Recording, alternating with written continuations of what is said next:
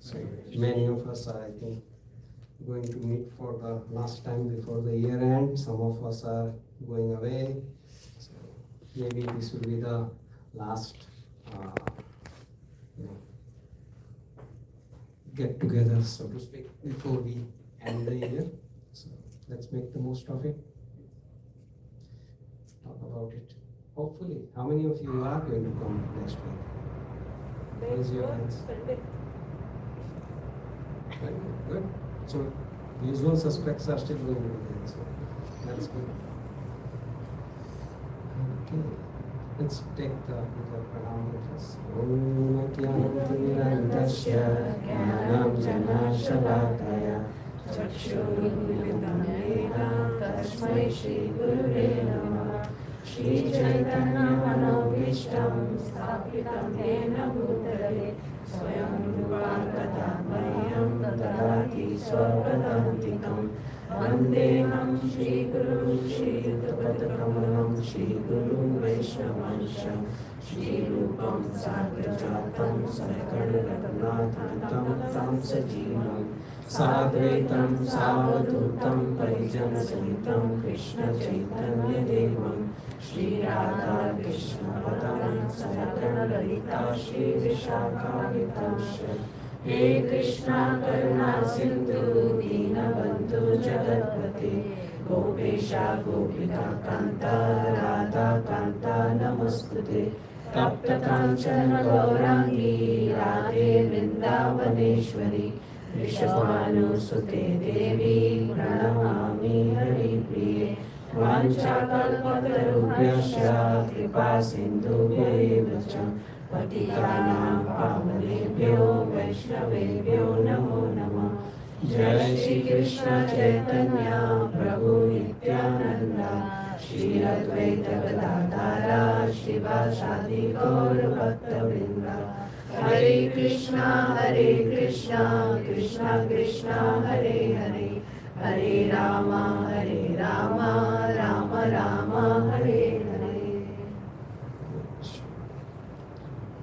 So we just passed the Bhagavad Gita Jayanti, Ekadashi, and we had one class where we talked about up to chapter 6. We will start today. We will look at hopefully another 6 chapters or more, or maybe we'll finish it. We'll all see. It depends on how much you participate, right? We are very cozy group here, so.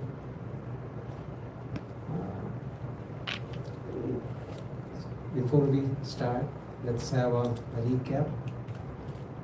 Does anyone remember what was the principle that we are using in order to learn Bhagavad Gita, which is an ancient history, which I talked about last night? What is it called? Ladder of abstraction. Thank you so much. Can anyone please explain?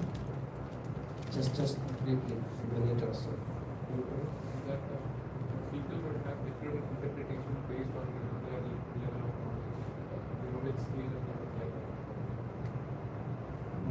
Not right now. Sorry. It's a little bit different than that. Anybody else who has understood the law of ladder of abstraction?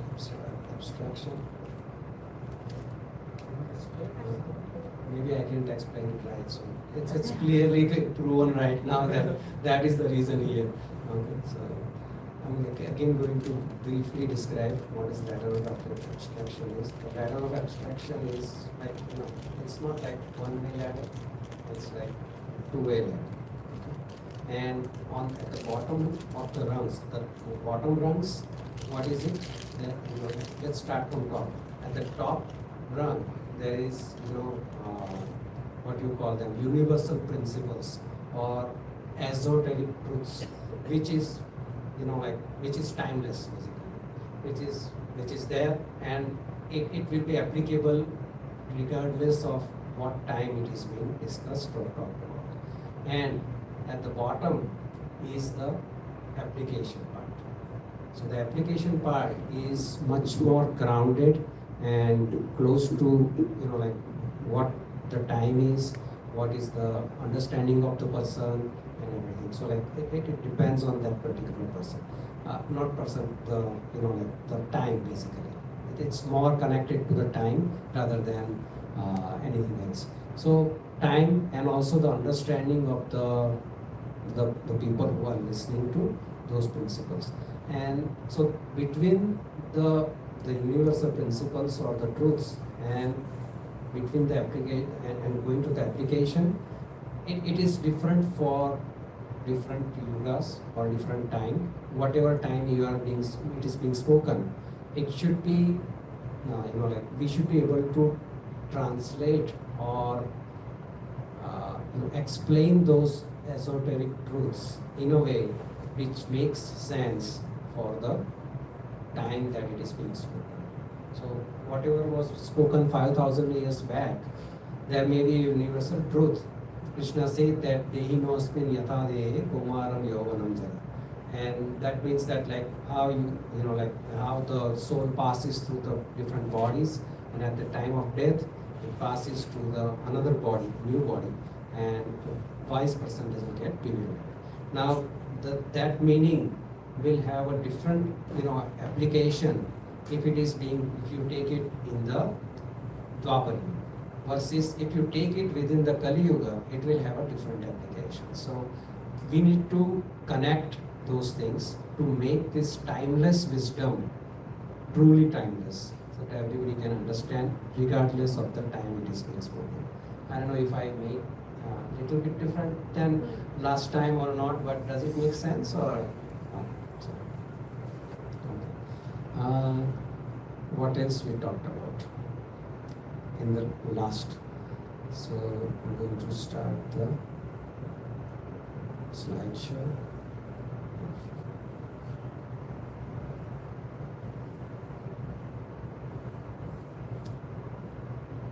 Okay.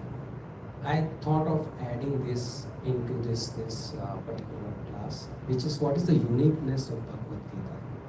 Can anyone tell me some reasons? I may have different things, it doesn't matter. Uniqueness is uniqueness. So what do you think makes Bhagavad Gita unique in terms of any other, comparing it to any other scriptures that exist in this world? It's applicable to any religion. It's applicable to anyone. It's applicable to anyone, but wouldn't it be applicable, even if you say you take Bible, wouldn't it be applicable to everybody? Yeah. Well, I mean, it is not necessary that what is applicable to me, it may not make sense to you because you are in a different frame of mind. Yeah. But that will be the same for Bhagavad Gita also. Yeah. Right? So, I mean, it won't make it unique. That's not what I think. Anything else that you can think of? It gives us the real knowledge about our original identity. Yes, so that is true, that no other scripture is going to talk about the identity crisis that we all go through. Who are we? Most of the time in Iskcon, this game is being played, and they will ask that, okay, who are you? And when the person says his name, he says, but that's your name. And it goes on and on. Then I'm son of this and this, but that's your lineage. And you can go on and on and on. But you cannot say that who are you? Because you don't have that understanding that you are not the body and you are the spirits. So it's a simplest of answers, but it takes time to. So that is identity crisis. God directly has spoken. This one, God has spoken. Yes. Spoken by men. Yeah, I mean, no, I wouldn't say that. Yeah, in a way, yes, that is true. But like say if Bible or anything that Moses is, like I mean, hearing and writing it down, that is also still ultimately coming from God, but you don't see that God or you don't have any description of that God, like in that way it is definitely yes, that is very unique that it is spoken by God. Something which is spoken thousand of year back, still this is relevant. It's All the come from teachings and Timeless, everything. Yeah. which is timeless, yes. It's parampara. Yeah, but I think some of the other scriptures are also timeless, right? Bible is still being interpreted and it is still being discussed and it is still being followed. I'm just taking one example. So that would not make it very unique. Is it? I have not read, so can't say. I mean, normally I have seen the Christian friends what they say. Whatever you do, something which is not as per their culture or whatever has been said in Bible, it's like you have done crime. I mean, there is some specific word they use. It's like you are just full of guilt. Okay, if I do this, I mean, lots of guilt feeling gets built up. So I have no idea exactly because I have not read. I don't know, but this is what I have heard one of the Christian friend. So they. Basically, I think in Bible, they mostly the scriptures have fear. They just Yeah. give them the A fear. yeah. Yes. We don't have Rather while we are clarity. reading Bhagavad Gita. We don't have fear with No, God. we can say it in a different way. Yeah. That most of the scriptures are instructions. Yeah. Like If you don't, rules. yeah. You You do need to this, follow. do this, do not do Yeah. this, If you this don't kind do of this, this you get thing. punished by It's like God. it's a But- fear of Fear- God fear of versus God. love of God. Yeah. There is a difference. That's a big thing, yes, very good. And I think we are allowed seekers. I mean, we can ask questions for everything you have answered. Yeah. So They are we, not allowed to question also. yeah. Yes. If we they can have to question follow. God itself, Yeah. I mean, They have why? to follow blindly. So it's like Gita, like because they say it's not a religious book, so people call it, it's not Hindu, it's not Islam, so is that fair to say it's not based on religion or it's before? Because of the age of when it's written. And mostly Gita You said has unique, life right? So lessons. I'm wondering, is it It's, because it's not a religious book? It is, It's a it book of is, life. it is not, yeah, I mean, technically it is religious book because you are talking about God and other Yeah. things, so it is technically, No, I mean- but anybody can still use it regardless of whether they follow Krishna or consider Krishna as God or not, they can still, like follow some part of it at least, yes. The core uniqueness, I believe, it's not a book or something. It came out of the right incident, that moment. The God has spoken in the real battlefield, right? Yes, That's the word. that's It's not big about- difference. None of the scriptures are spoken in the battlefield. No, none of them. Every scripture is either spoken into a setting where, in a cave, somebody is sitting and they get this, they can hear things and then they write those things. Or, in a room where, like a temple or a church or something like that. But not necessarily a battlefield. That is a big difference. Okay, let's look at what I have and we can talk a little bit more. So why is it unique? The first is it is battlefield and it is not symbolic. That is the big change. The battlefield also is not symbolic. It is real. It was a real thing that happened and it was a real event. And in that event, Krishna spoke, the God spoke the Bhagavad Gita. Okay? The second, it's a direct dialogue between God and his devotee. So that is also direct. As I contradicted you, but yes, it in a way because Krishna was present on the planet versus others heard it and then wrote it. So that is a difference. The psychological state of the person devotee was completely different. Usually, it's if it is say Moses or anybody else, then they are in a supernatural state. Basically, they are not in trouble, or they are not having what we call it Broken down. a paralysis, mental paralysis, or a psychological paralysis that has happened to Arjun. So there was no situation which requires God to intervene and give him some direction. So Arjuna's breakdown is also not meditative, it is moral paralysis, fear, compassion, duty conflict, emotional collapse. Where have we experienced these things before? Day-to-day life. This is very close to our day-to-day life. So that is why it is much more relevant and practical, Bhagavad Gita. I'm not trying to put any other scriptures down here, but I'm just trying to find out and make us feel proud and make us feel that we should actually utilize these scriptures, because it is so good and it is so great and so practical. So the Gita begins exactly when a person is least capable of philosophical discovery. You understand? Whenever somebody is stressed, or somebody is very sad, or somebody is in trouble, the last thing that they want to hear is philosophy. They don't want to hear philosophy. Philosophy is not something that, when a person is in distress, he is going to listen. And although that is the truth, this begins exactly when the person is in that situation where he is no longer interested in philosophical discussion. He just wants to cry. Delivered in real time, with two armies standing ready to fight, not to make any food. They were ready to fight and kill each other. So any moment, anybody can lose their life. That is the situation. So it is real time situation. No other sacred text has this setting or context. So that makes Bhagavad Gita very, very unique. It shows that divine wisdom is meant for real life challenges, not only peaceful settings. Our life is, rarely peaceful. Rarely, very rarely peaceful. Even if you find it peaceful, even for a moment, you are fortunate that you find it peaceful. Okay, at least at this point I am peaceful. Next moment it can change. So it is so dynamic. This life's situation is. So that is why this is very, very applicable and useful text.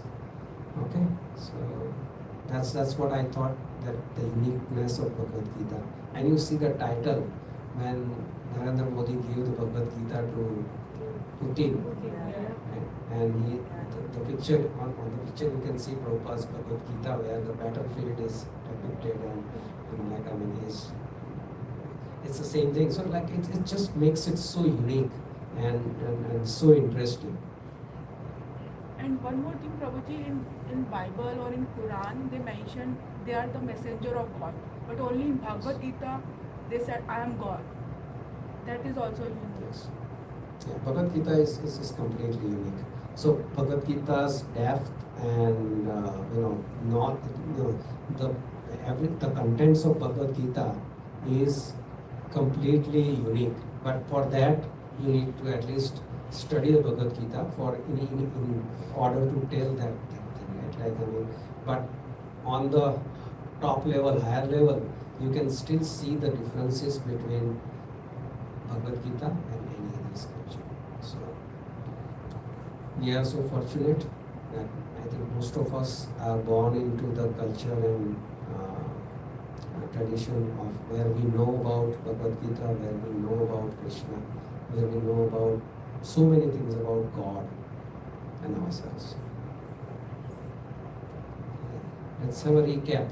What did we talk about last time? So we started our journey through the Bhagavad Gita, and we learned that Bhagavad Gita is not a philosophical textbook, but it is more like a podcast. Podcast where Arjuna and Krishna are talking. There's a conversation. So that's that. Anyway, how many verses in Bhagavad Gita? 700 verses. What is the purpose of the Bhagavad Gita? There's twofold purposes we talked about. One is contextual, which is to remove Arjuna's illusion, and the second one is universal, where it is helpful to anybody and everybody, all of us, regardless of the time. It's timeless wisdom. So that's the two purposes of Bhagavad Gita.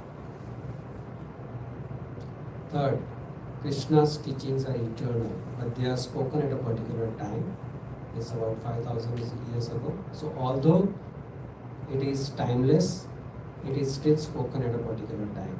And that is why we need to understand it using the ladder of abstraction. And we just talked about it and we started. Okay.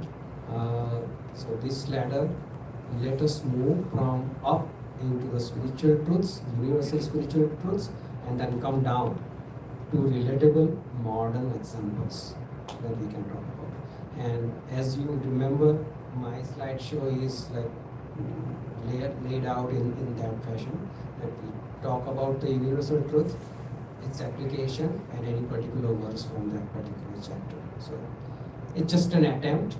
Bhagavad Gita is so deep and so profound that it is impossible that I can put one chapter in one slide and I can explain it. But I'm just trying to encourage everyone to read and read more deeply and get some insights into the Bhagavad Gita. And balance the two of the messages, become both meaningful and practical. That was the purpose of that thing. Okay, let's go to quickly the 6 chapters, okay? The first chapter, Arjuna Vishad Yoga. I'm going to go quickly here. So this is where the timeless principle is that like it is, life is a battlefield, just like that we have, and there is a similarity there, and the confusion and fear arise naturally, and everybody has been going through stress, anxiety, getting overwhelmed, burnout, panic, decision fatigue, all those things are there. So those things are timeless. They were there when this was being spoken, and they are here when it is being spoken now. So what is the practical application of this thing? So what do we need to do? We need to pause. We need to pause when we are going through any of the stress, anxiety, or any of those symptoms that we talked about. And we need to acknowledge our emotions. We need to say the first thing in solving any matter is to acknowledge that there is a problem. If you want to solve a problem, acknowledge that there is a problem. So first of all, acknowledge your emotions, that this is what is happening to me, and then seek guidance from a higher source. So I just quoted 1.30 where, Arjuna is describing how he is feeling in terms of lamentation that he is going through and what is his situation. Okay, and he is asking the higher source, which in his case is Krishna himself. Okay. Then second chapter, Sankhya Yoga. So it starts on the battlefield. Arjuna is lamenting, he is stressed, and then he seeks help from Krishna. So second chapter, Sankhya Yoga. So how does Krishna start speaking? Does anyone know the verse? Just off the, what is the first verse where Krishna speaks and kind of berates Arjuna that you are not very intelligent. Yes.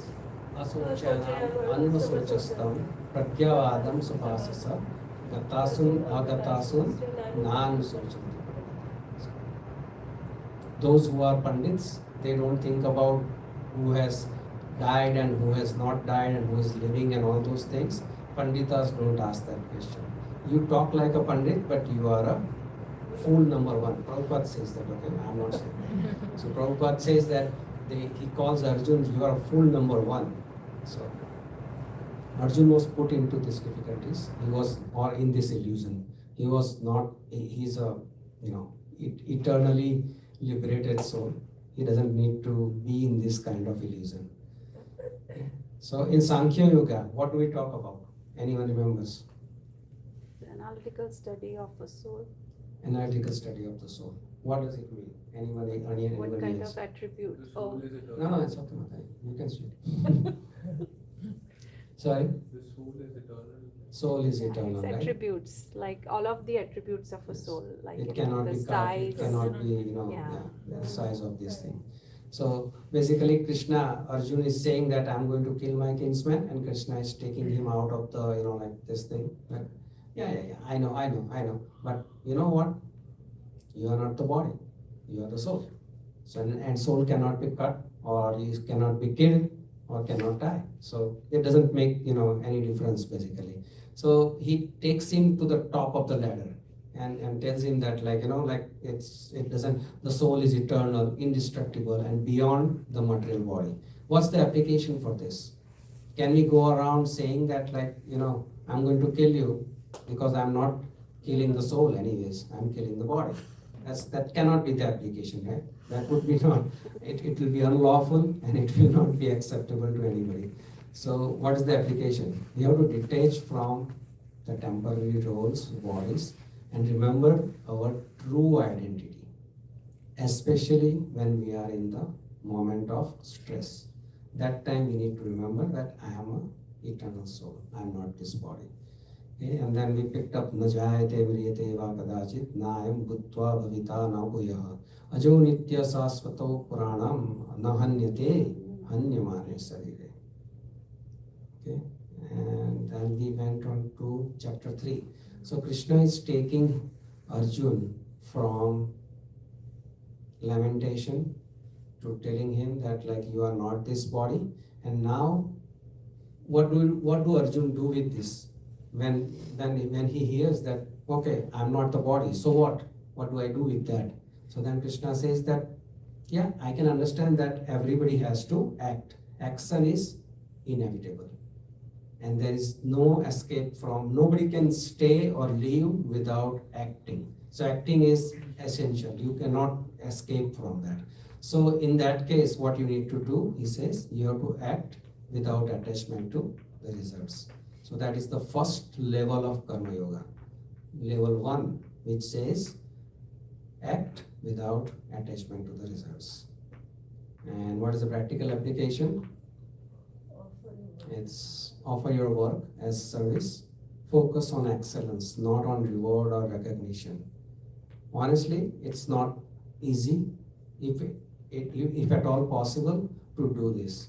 Because when we go to job and if we say that, I don't expect any salary, the company will be very happy with that, but you won't be able to survive with that. So I'm only looking at excellence, and then they will say, excellent. I'm so happy, and I'm going to tell you that you are performing very badly. So there's no money is coming your way basically. So it's not easy. It's not a practical application which we can easily make it practical, which will easily apply. So, and Arjun is also going to do the same thing. And we picked up the verse 3.19, where Krishna is saying that without being attached to the fruits of activities, one should act as a matter of duty, or by working without attachment, one attains the Supreme. So, work without attachment. Krishna is not saying that you cannot have the fruits, but what he is saying is do not get attached to the fruits. There's a difference. Okay. If you have any questions or comments, please feel free to interrupt, and because we are trying to understand this Bhagavad Gita, and we are such nice cozy group here, we can understand from each other. Okay? So that's Karma Yoga, yoga of action. So the first thing Krishna said, okay, you need to act, but act without attachment. Then in the chapter 4, what did Krishna talk about? He said transcendental knowledge. So he raised the bar like a little bit. He from working without attachment, he's taking it to the next level. What is that next level? Can anyone tell me?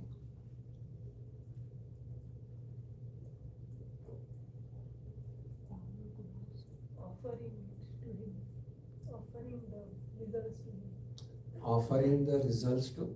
Krishna, to him. No, that's not transcendental knowledge. When it was spoken, when Arjuna. No, that's chapter 5.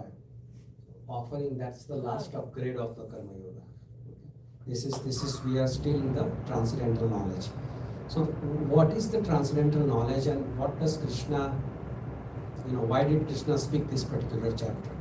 So what is the timeless principle on this is the right knowledge is going to transform ordinary action into spiritual progress. So all Krishna is saying is that you need knowledge and the right knowledge. He's not yet referring to offering the fruits to Krishna, because Krishna is, he's going to, basically in this chapter, Krishna is introducing himself. That what is the second chapter? The identity of Soul.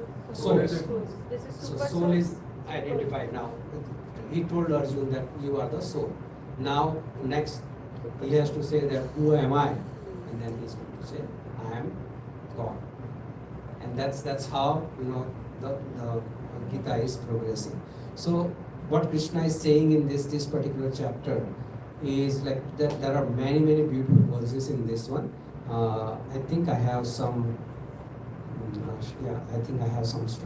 some of the things captured here, so we'll go to that. So the practical application of this verse is that you need to have knowledge of what you are doing. If you don't know what you are doing, then Krishna is saying that that doesn't make it spiritual work. Basically, you have to know who you are, that you know now, and who am I. And then when you are performing something, then that will not cause any attachment. So that's the second thing, right? And you need to learn from authentic sources. You need to learn from, how does this chapter start? Does anyone know? So Krishna is saying that this was spoken by me to Sun God many millions of years back. And it was spoken first by me to Sun God Vivasa. And then Arjuna asked this question that really, it doesn't make sense to me. We are buddies here. We have been growing up, we are like contemporaries, they are same age. How come, you are talking about that you taught it to Vivasu. And then what does Krishna say? Both me and you are existing since time. There was no such time that you and me did not exist, or nor these kings or anybody else. Everybody existed, and everybody will continue to exist after this also. So they will never stop to exist. And so he basically tells him that you really know, you don't know. He just simply said that. He said, I remember, you don't remember. Okay, and the words I picked up here is, this is how you can learn the knowledge, and that is tadviti pranikatena pariprishtina sevya upadekshanti te jnanam gnaninas tattva darshanam. So just try to learn the truth by approaching a spiritual master. You need a guru in order to learn this spiritual science. So that is the first condition. And what did Arjuna do? Sishyasteham sadhimam tvam prapannam. He accepted Krishna as the teacher. And that's how he learned. And if he learned that way, if we want to learn, we also have to learn in the same way. If we learn ourselves, then we are going to speculate. And that is not going to be right. Bhagavad Gita must be as it is. Okay, in chapter 4, these are some of the verses which I feel that makes a good connection. So in text 17, it talks about intricacies of action. There are different types of actions. What are those different types of actions? Karma, akarma, and vikarma. So the three types of actions are there. So he talks about them. And how then he prescribes that like we should be doing all karmas, not karma or vikarma. Okay.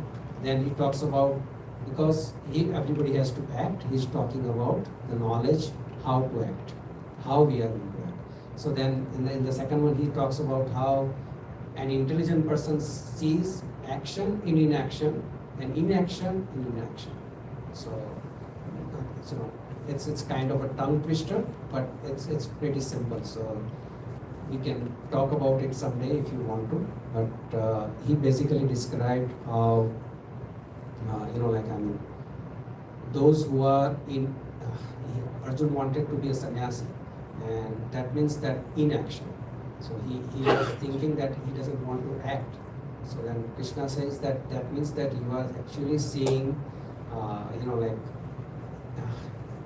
inaction in inaction, basically, like in sannyas. But there is no such time. You need to see that like you need to act, but see it as an inaction, and that is what you need to do. You need to change your perspective.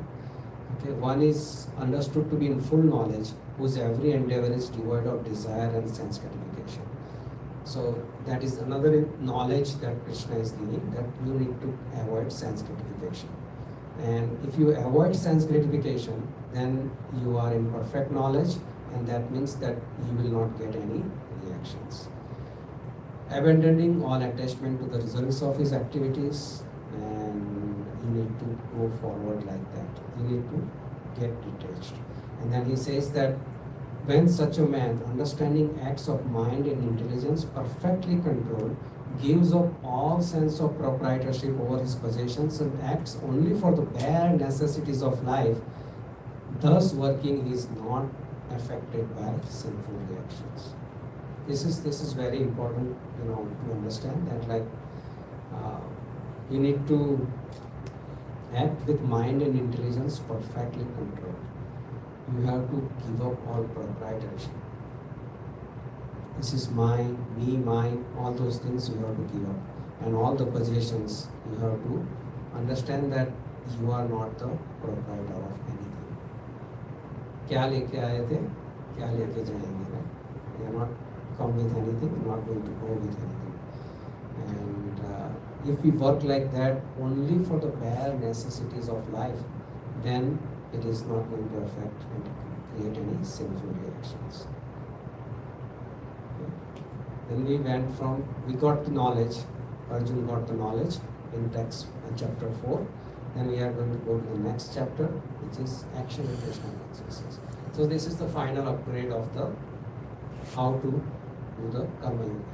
This is the top Karma Yoga, top level of Karma Yoga. In this, what are we adding? Anyone? What is Krishna adding here? Offering to your all activities results to or Krishna. activities to Krishna. So that is going to be the ultimate way of acting in this world. So what is the timeless principle? True renunciation is internal. So how does this chapter start? Does anyone know? I know I'm just asking off the this thing, but it's very important to understand how does the chapter start. Why does Krishna talk about what he talks about, and then how does he end? These things are very, very important. So he starts this chapter by Arjun's question. And Arjun's question is, if the path of knowledge is good, why are you putting me into this davana of war, ghastly warfare? He says, why are you putting me into this? And then Krishna talks about how renunciation is not external. It's not about, okay, I'm not going to do this because it is a bad thing to do, and that is why I'm going to be clean. That is not how it works. So renunciation is not external. It's not giving up. Renunciation is internal. All actions must be offered to Krishna. You have to renunciate the fruits of the action. You don't have to renunciate the action themselves. This is what action in Krishna consciousness means. What is the practical application? perform your duties fully. Do not say that I want to give up on anything, but surrender the results to Krishna. Work becomes worship. I talked about, I think, the last time that Work is not work. work is not worship, but work becomes worship when you include Krishna in every action that you take. This frees you from stress, expectation, and ego. Can someone explain to me how does including Krishna is going to release you from stress and expectation? If you're surrendering the results, like if you're not focused on the right, if you're surrendering to Krishna, then how can you have stress? How can you have any expectation or ego? Can you give an example? Uh, Any work, and can you pick up any work and tell me how you would, how you would achieve this? I'll use my work. I go for a listing appointment. Sorry? I'll use work, like, let's say a job or something, for example. Go to a listing appointment. I'm just giving my own example. Yeah. Go to a listing appointment, do all the preparations, spend hours before researching the property. I'm just going with it here. Go into the presentation, do my pitch, walk out, find out I did not get the listing presentation. They gave it to someone else who might have undercut the cost or something like that. So then move on to the next one. Yeah. And not be like, it wasn't. So I'm how surrendering does to it the not concept. bring stress? What would you do that would not bring you stress? What would I do? Well, I did my best. I tried my hardest. I did my duty, and the rest is up to Krishna. If it's meant to be, if I have the mercy, it'll be fine. If not, then move on to the next. So you got detached from the results of your action, right? Not like it didn't happen, doesn't matter. If it happened, great. It doesn't happen, great. No worries. Like both. Yeah, but surrendering is not a weakness, though. So when I surrender, it doesn't mean when I'm preparing very hard for it. I'm not like doing a full duty to make sure that there's not, I can't turn around and be a scapegoat or say, oh, I didn't try my hardest or have any negative result. Because if I didn't go in with the full effort, then I can come back and have this stress or expectation or ego. Or if I go in with the idea, I have to get this listing, it doesn't matter what happens, I deserve it, then ego isn't there. But I go in with that, it's how the preparation is done. Almost like a prasadam. When you prepare the prasadam, Don't taste it. don't taste it, but if you have the result to smell it, to taste it or whatever, I call it the same as like a prasadam. That's how, and then at the end result, whether it's Mercy. Prasad means mercy basically. taste. So that's your mercy, right? Like whatever comes your way is mercy. Yeah. Yes. So you can release if you don't have any expectation from what you are doing, whatever action you are doing, then you won't have any stress or anxiety. Simply because the results are not yours. Results are Krishna's. Even if it's good, it's Krishna's, and even if it is not good, then also it is Krishna's. It doesn't matter anymore. So that is the final, last stage of Krishna consciousness, or you can say Karma Yoga, the top. And what is the verse that I have picked is the last verse of 5th chapter, which is Bhaktaram Yeketa Pasham Sarvaloka Maheshwaram Suradam Sarvabhutanam Gnatvam Mam Shantim Vricchati. Okay, so this is the peace formula, how you can achieve peace. But we already talked about it, so I'm not going to.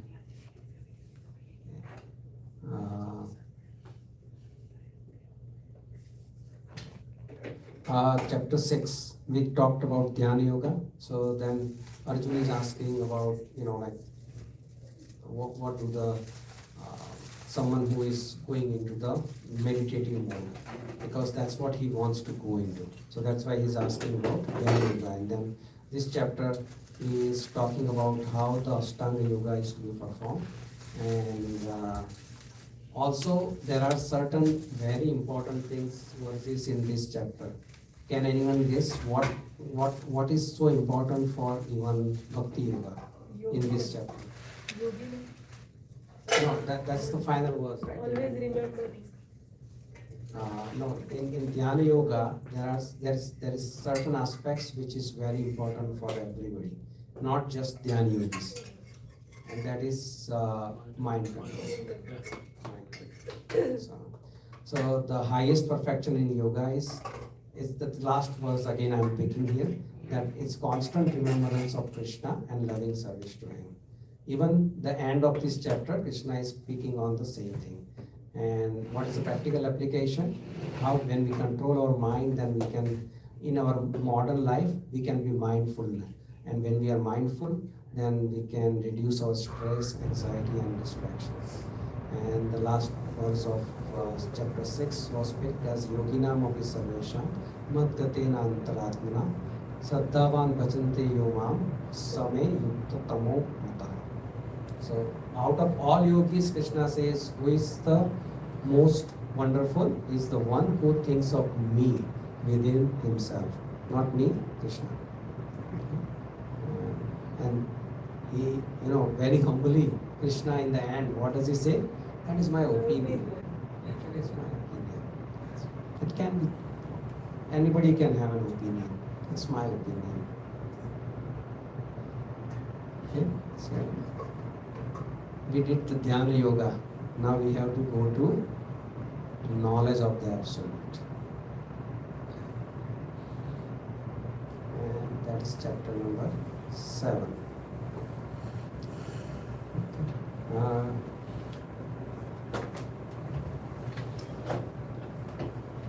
So far what did Krishna do? First of all, he told us who we are. He identified us. Then second of all, he said that action is inevitable. And then he said that, you need knowledge. And then he said that, who am I? Krishna said, I am the Supreme. And then, now this is identified, right? Soul is identified and Krishna is identified, God is identified. Now, what is the next thing? Is you need to know more about God or Krishna. And also, you need to know what sort of a relationship you have with Krishna. So that is going to be discussed in this particular chapter. Knowledge of the Absolute. What's the timeless principle I picked here? There is one supreme reality that sustains and connects everything. There is one God, and that is the sustaining as well as connecting to everything. Let's look at the verse, because it's one of my favorite verse 7.7. It says, Mattaha Parataram Nanyat Kinchit Asti Dhananjaya Mai Sarvamidam Proktam Shutre Maniganaiva. You know what that means? It says Mattaha Parataram Nanyat. It says there is no one above me. I am the top. He's clearly saying it, it may sound egoistic to some people that how can someone say that I am the boss? But how else he is going to say that? There is no other way for him to say that I am the boss. And so he's just saying that Matta para taram na anyat. There is no one other than that. Kinchid asti dhananjaya. And he says, Mai sarvam idam proktam Shutre Maniganaya. He is describing that I am like a thread inside a necklace. You know what is the most important part of a necklace? Thread. If there is no thread, then there is no necklace. There is no connection. And there is no connection, that means it's a lost cause. You cannot make a necklace if you have no thread. So thread is essential essence of existence, and that is what Krishna is. He picks up so many beautiful things in this chapter, and he explains who he is, and that's what we can understand from this particular chapter. Actually, if I just go quickly to chapter 7, you will see some beautiful. I will just look at the summary verses. So what he talks about. So he says, I'm going to declare the full knowledge now, which is phenomenal. And Then he talks about what, is this the verse that I think Boy talked about? Yes, yes. So out of thousands among men, only one who go for perfection. Then he talks about his energies. He says, earth, water, fire, ether, intelligence, mind, these are my separated energies. And then false ego. And then he talks about the superior energy, which is the spirit soul, which is which all of us are. And then he says that there is no truth superior to me, and everything rests like a necklace in which I am the thread. And then he says, this is, these are the things which you can keep in your mind if you want to meditate upon Krishna, even when you are not in the temple or even when you are anywhere outside. He says, I am the original fragrance of earth, I am the taste of water, I am the light of the sun and the moon, and I am syllable Om. So, like heat in the fire, what is the value of fire if there is no heat?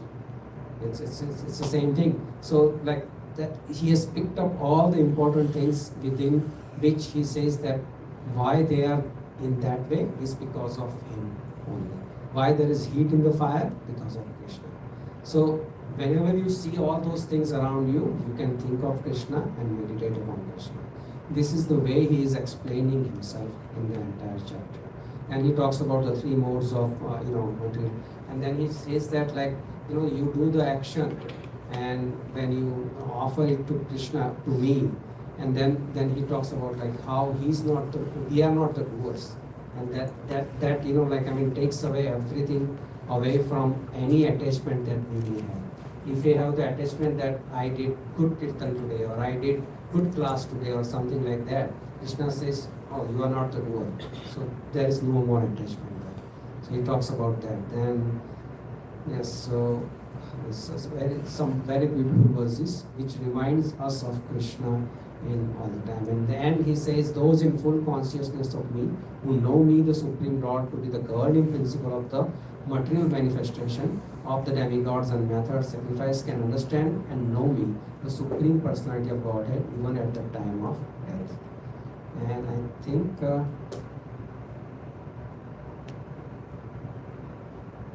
Prabhuji, in last class, you remember Binju Mataji, she asked you the question that how can I remember Krishna Yes. at all the time? So this analogy of like while drinking water, or while like every moment is an opportunity to remember him. And like Prabhupada also says that nobody can live without Krishna because nobody can live without water. So whenever you drink water, you are drinking Krishna. think of When you are Krishna. breathing out, so you are breathing Krishna. Water is such an important part of our life. You Yeah, can't imagine even like 1 hour without water. Water is so important, and the taste of water, you cannot compare it with anything. Any juice, I'm telling you, you will not get any satisfaction drinking any juice or anything sweet or very, very tasty, anything.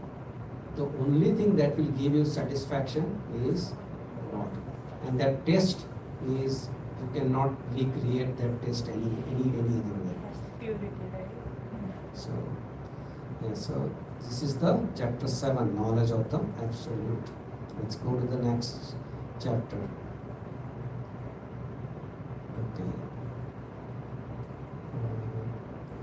Chapter 8. So after telling Arjun about himself, giving him the introduction, then he is telling Krishna how you can attain the Supreme, how you can reach the God, how you can reach Krishna, attaining the Supreme. This is chapter 8. What is the timeless principle in this chapter? Consciousness is eternal. Krishna is the ultimate refuge at life's end. So he says that in this chapter that how you can go back to him, basically. What is the way that you can go back to Krishna? How can you attain Krishna? And how Krishna is the ultimate refuge of everyone. Life's end is in Krishna. So what is the application for this part? It's cultivate Krishna's remembrance daily. The mind absorbed in him at death attains liberation. So many people have this tendency to tell that I'm still young, I'm not going to go religious, or I'm not going to chant the holy name because I have time. But nobody knows how much time anyone has. Nobody has that. So there was a small anecdotal story from Mahabharata in which I think Yudhishthir, when somebody comes and asks him for some donation, some dan, then Yudhishthir says that you do one thing, you come tomorrow and I will give you then.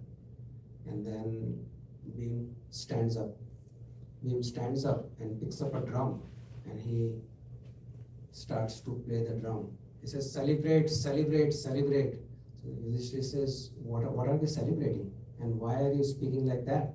And then Bhim says that today my eldest brother has conquered death.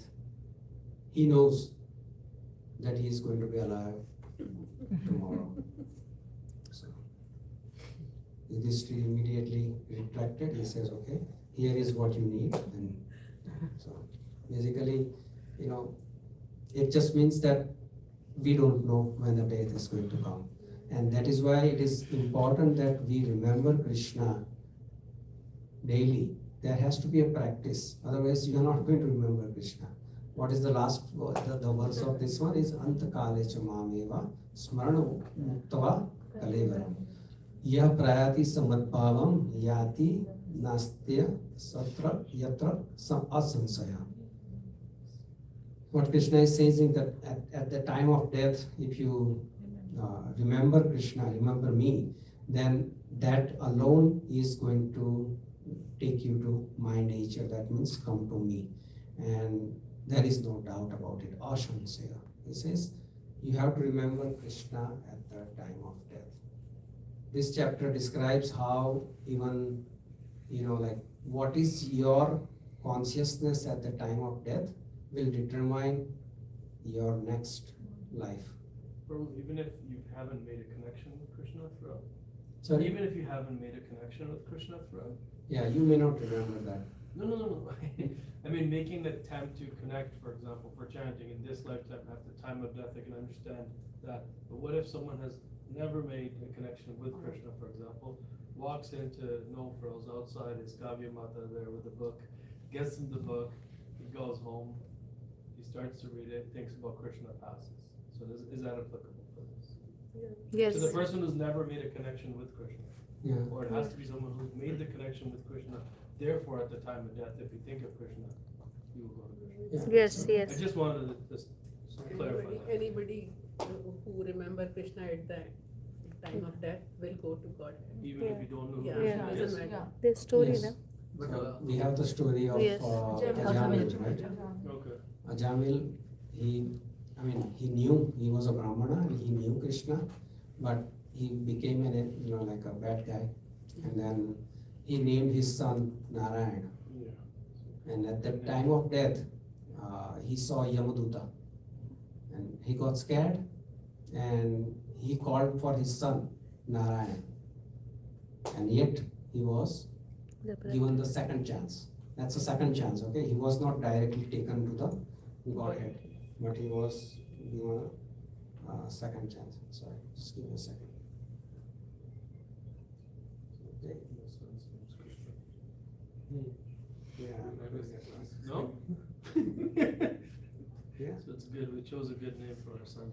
That's why Krishna. everybody, that's why everyone in the past, Yeah, they they used to keep the leave names names on of- the name of God. Krishna, Generally, they keep their Krishna. kid's name on the name of God, intentionally or intentionally, at least you are calling the name of God. So, so sometimes people ask this kind of a question that, what happens, although I am practicing Krishna consciousness all my life, what if I forget Krishna?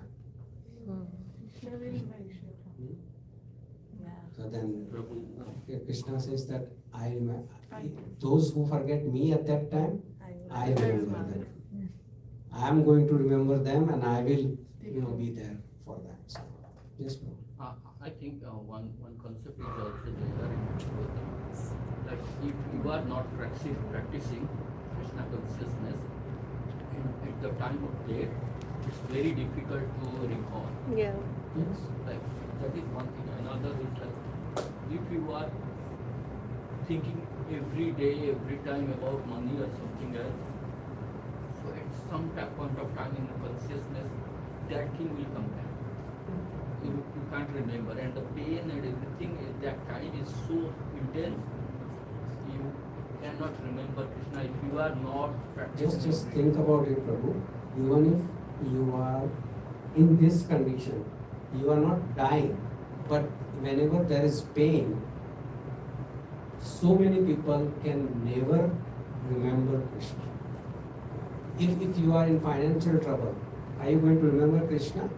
No, you will probably remember your, like bank or some friends who has money and all those things. You are not going to think of Krishna. You are not surrendered to Krishna. If you are surrendered to Krishna, then you will think about Krishna only.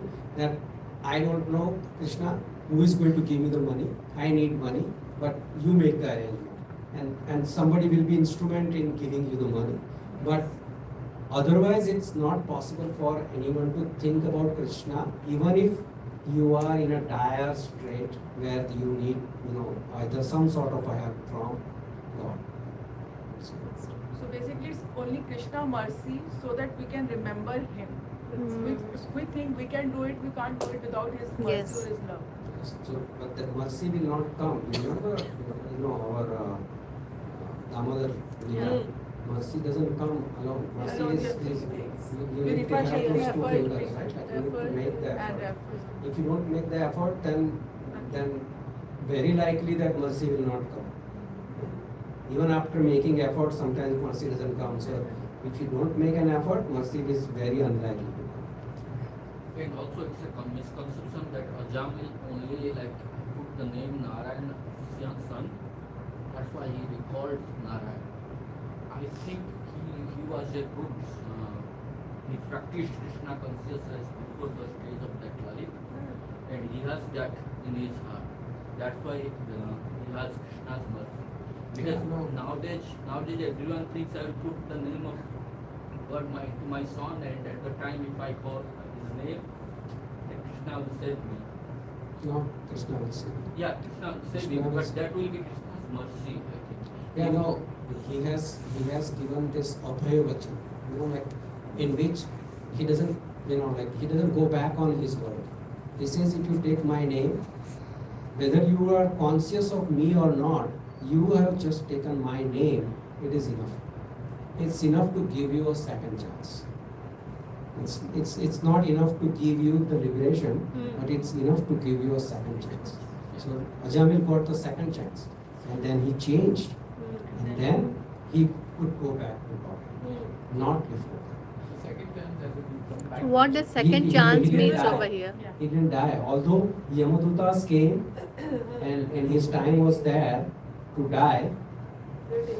Then Vishnudutas came. As soon as he spoke Narayan's name, Vishnudutas came.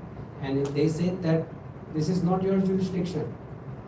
He spoke my Lord's name. And then those Yamadutas, they were like, who is his Lord?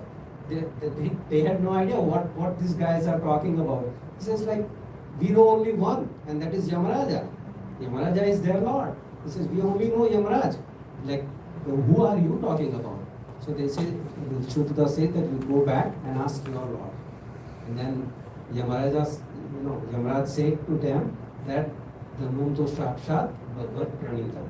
So he says, Dharma is what Krishna is ordained. So he is the boss of boss. He is the supreme boss. Don't even think about it. If anyone takes Krishna's name, or if anybody is wearing Tulsi beads in his neck, do not touch this. Do not touch this people. Nobody has the right to touch it. If someone is at the back end of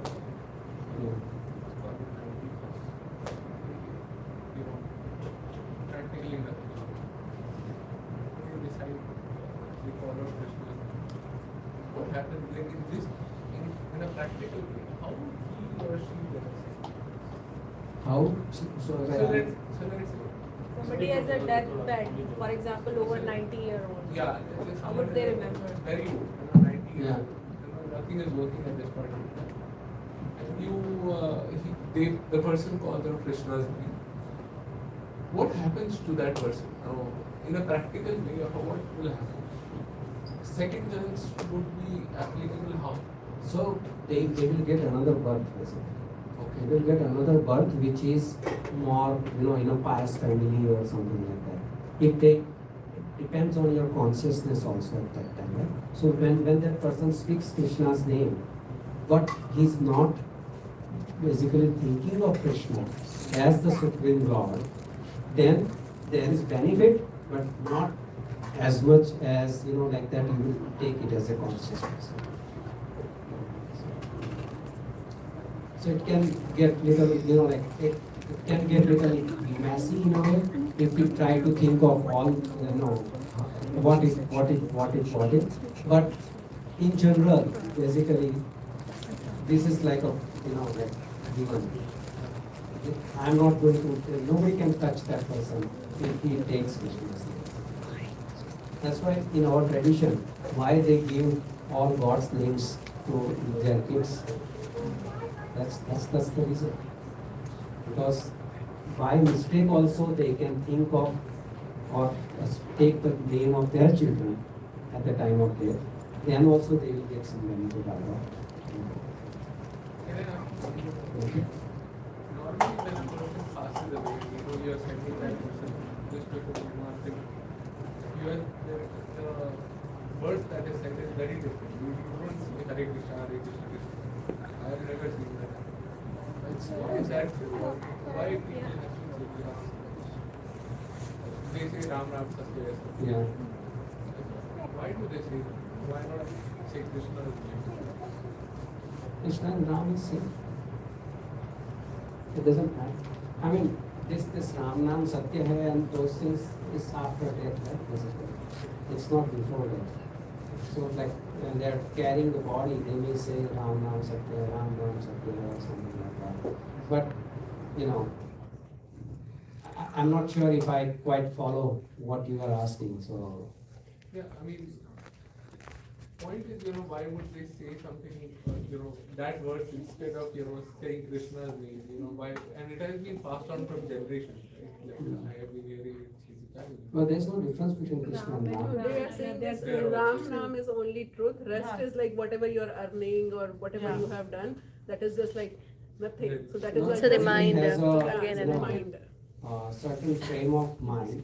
Only like even in devotees circles, only devotees, some devotees can only take Ram's name or think Ram is the supreme Lord for them. Although they know that Krishna and Ram is same, still even devotees have this kind of feelings.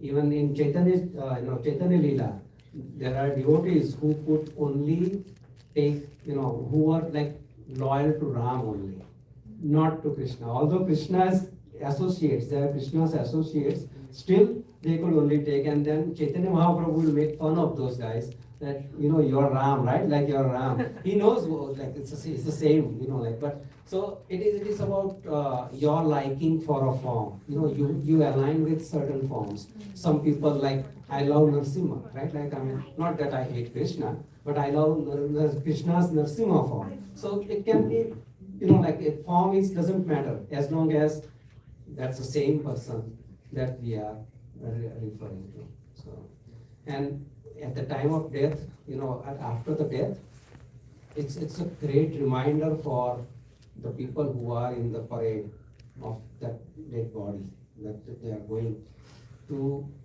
It's most effective at that time when they hear. It is kind of a smasan vairagya, but still sometimes it may make a big impact.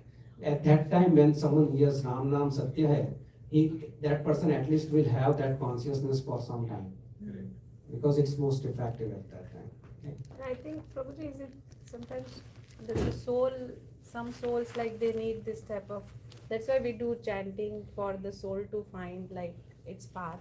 So it is said that soul is still like, it has lived in that body, so Yes. it is still around. It's So still you around. give that constant chanting and message for that Yeah. purpose also, Yeah, right? I mean, I don't know if that would work or not, because I don't know if a soul can hear or or it is considered as holy name for like, like it's beyond. Maybe it's a prayer to Lord Yeah, to yeah, to accept. accept the prayers Accept. to for soul to find. Yeah. Okay, all right, thank you very much. Hare Krishna. We are just little over time, so we reached chapter 8, so we are making very good progress. Even by doing shortcut, we are not able to finish so much to So know. much. Yeah. Yeah. So much. So, I mean, we were doing shortcut, just the main things, the crux. Still, we were not able to finish complete, right? There's so much to learn. So much to learn. yeah, I think I'm a little bit slow. No, so you're not, I Prabhuji. wouldn't. It deserves this Yeah. speed at least. Yeah. Thank you, Prabhu. Thank you. Thank you.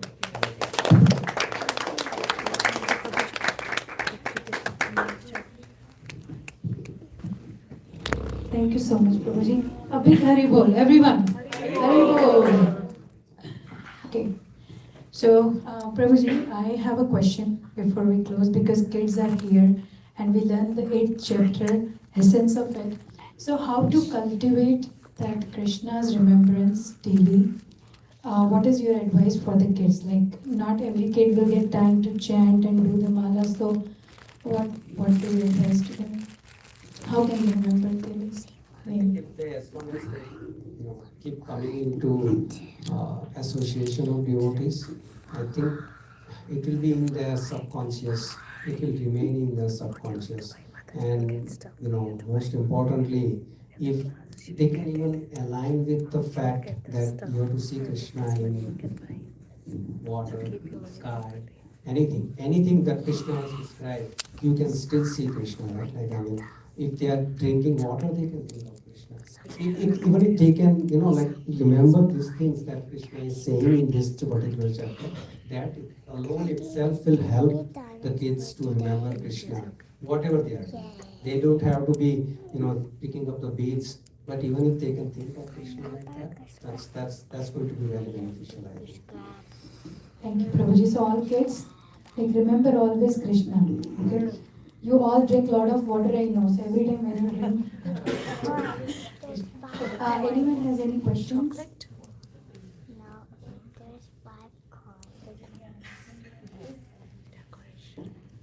Hare Krishna. There are a couple of announcements. One is on 21st. I know some of you are not here, but 21st we will be having the Krutu Maharaj visiting here. So please share this so we can serve him also. It's after two years, I think he's again placing our Iskcon Oakville. So 21st. 28th, we will be having the contest, Bhagavad Gita contest, and lots of scripture contest. And this is because of our congregation is fairly new. Kids, there are 108 important sloka. I'm not asking all 108, as many as up to the chapter 7. Memorize the sloka and the meaning of the sloka. On 28th, there will be we will have all kids are getting some coins, reward, so rewarding gift will be for those coins specifically. They can buy that, no money can buy it, okay? Only those coins can buy it. So I know some of the kids will be disappointed, but they have February again the chance. So to make it happen. It's so all kids will, only the kids who earn those money, they can buy it. So that will be there. And anything else? Yes? You can do shopping with Price this. are really high, like trying to get a car. It will be like That you don't have to think about it, okay? We'll figure out. So, okay. So we will have some. And please, whoever is in this weather, bad weather, is in the town, please come. Because we don't want it to be very empty. We will be. So please do come. Thank you, Mataji. Now it's time for our closing kirtan. So please everyone, please raise.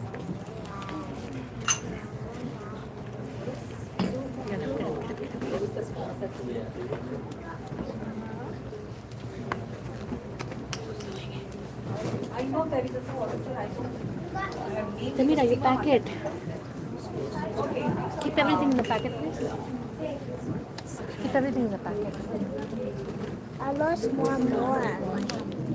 Okay, Haribol, is there anybody here from the sponsor? I don't think so. I know there is a one sponsor.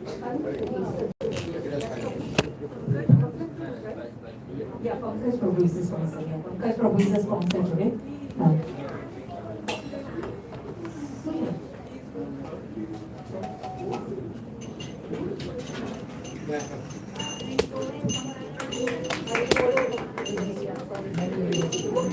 Hare Krishna. So, is everybody ready? Yes, ready. So, I'm not going to sing the usual tune today. So, please don't repeat in my usual tune, you know.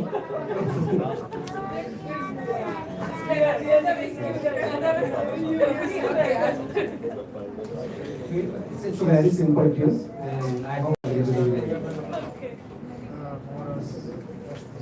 Jai Shri Krishna Chaitanya Prabhu Nityanand Shri Advaita Gadadhar Shivas Gaur Hare Krishna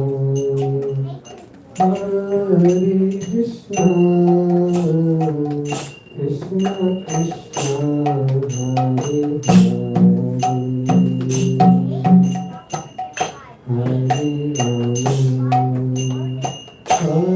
Hare Ram Ram Ram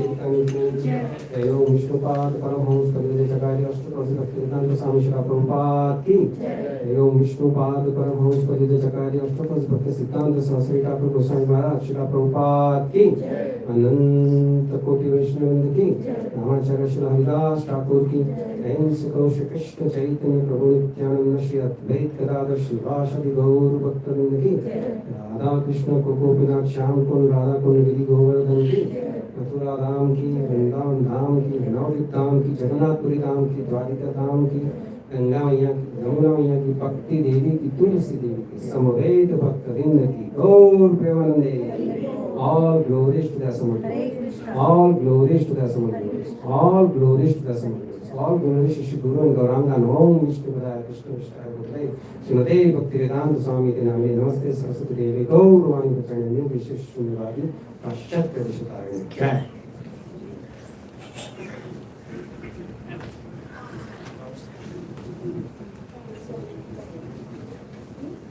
All kids come here for Krishna.